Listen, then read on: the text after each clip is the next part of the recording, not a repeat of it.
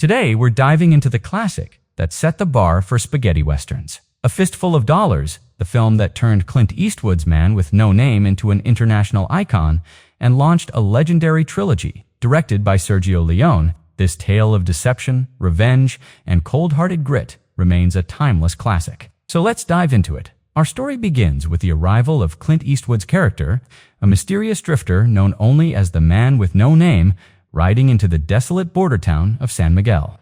From the moment he enters, the atmosphere is tense, almost suffocating. The streets are empty, the town's bell rings ominously, and the townsfolk quickly seek shelter in their homes. Right away, we sense that something is terribly wrong in this place. After observing the town from a distance, the stranger stops by the local inn, run by a man named Through Silvanito, we learn that the town is in the grip of two warring factions, the Rojo brothers who control the liquor trade and the Baxter family who smuggle guns. The stranger quickly realizes he can take advantage of the situation and make a fistful of dollars by playing both sides. The Rojo brothers are led by Don Miguel, the eldest, with his brothers Esteban and Ramon at his side.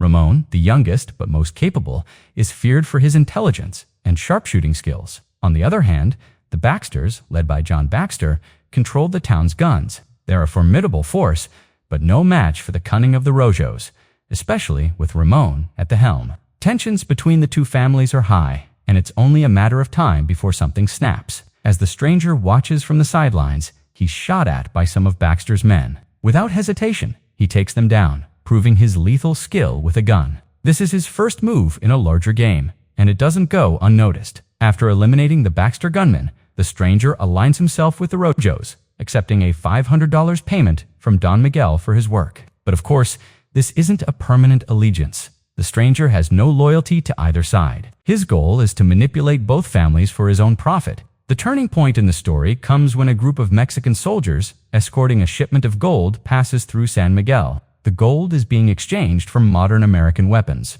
But before the deal can be completed, the Rojos, disguised as American soldiers, ambush and massacre the Mexicans.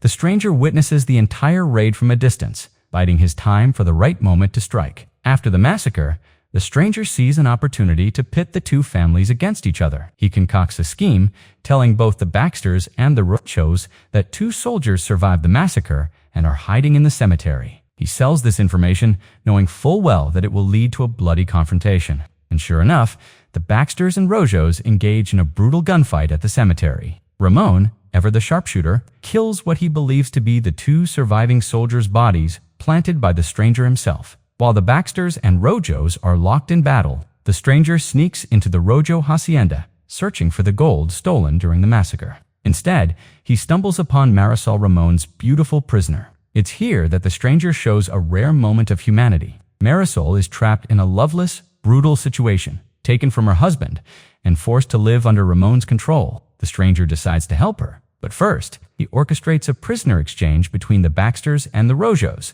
using Marisol as leverage. I've been to talk to the Rojos. They'll give back Antonio in exchange for Marisol. It'll take place in the morning. During the exchange, Marisol's husband and son approach, but the tension nearly erupts into violence when Ramon orders his men to kill Julio. However, the stranger and Silvanito manage to defuse the situation, and Marisol is freed. But the stranger isn't done yet. Later that night, the stranger breaks into the Rojo residence and frees Marisol, her husband, and their son. He gives them money and urges them to leave town before Ramon realizes what has happened. Marisol, confused and grateful, asks the stranger why he's helping her. His reply is simple yet revealing. Because I knew someone like you once. There was no one there to help. This act of defiance enrages the Rojos. They capture the stranger, savagely beat him, and leave him for dead. But the stranger, with the help of Pirapero, the coffin maker, manages to escape, hiding in a coffin and recuperating in an abandoned mine outside of town. While the stranger is recovering, the Rojos take their revenge on the Baxters. In a horrifying scene, they burn down the Baxter home, killing John Baxter, his wife Consuelo, and their son Antonio. With the Baxters eliminated, the Rojos now have complete control of San Miguel. But the stranger isn't done yet. After healing up, he learns that the Rojos have captured Silvanito, suspecting him of helping the stranger. The stage is set for the final showdown. Ramon and his men have Silvanito tied up, torturing him for information. The stranger calmly walks into the town square, a steely resolve in his eyes. Ramon, always confident in his abilities, engages the stranger in a duel. But the stranger has a trick up his sleeve, steel chest plate hidden under his poncho. As Ramon fires shot after shot,